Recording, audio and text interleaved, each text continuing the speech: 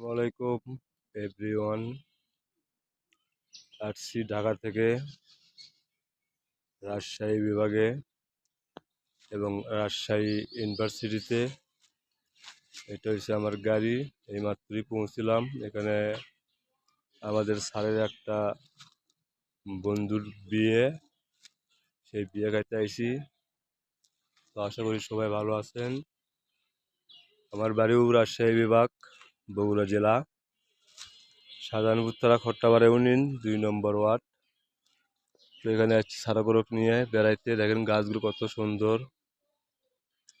ইউনিভার্সিটির মহিলারাও যেরকম সুন্দর, গাছগুলো ওইরকম সুন্দর।